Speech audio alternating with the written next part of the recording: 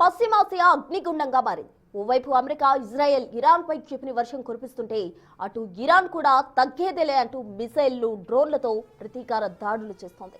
అయితే ఇరాన్లోని oil రిఫైనరీపై Israel, America వైమానిక దాడులు చేసిన కొన్ని గంటల్లోనే అక్కడ నల్లటి వర్షం కురిసింది.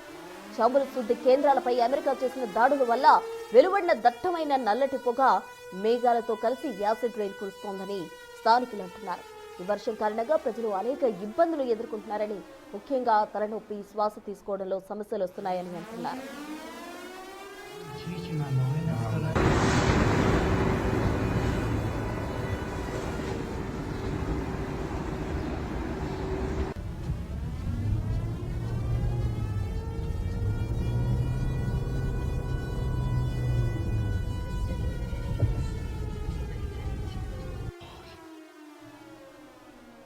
యాసిడ్ రైన్ కారణంగా ఇరాన్లోని పలు బిల్డింగ్లు, వాహనాలపై కలుషిత జలాలు పెరిగిపోతున్నాయి.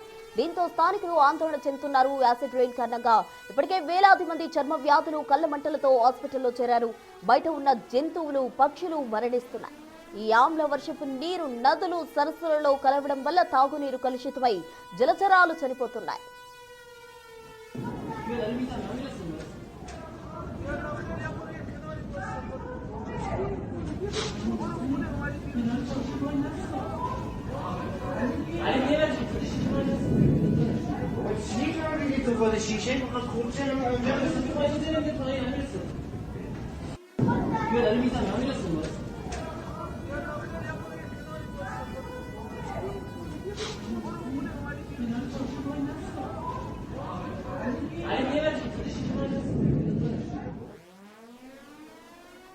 వైమానిక దాడుల అనంతరం కురిసే ఆమ్ల వర్షం అత్యంత ప్రమాదకరమని ఇరాన్కు చెందిన రెడ్ క్రిసెంట్ సొసైటీ హెచ్చరించింది.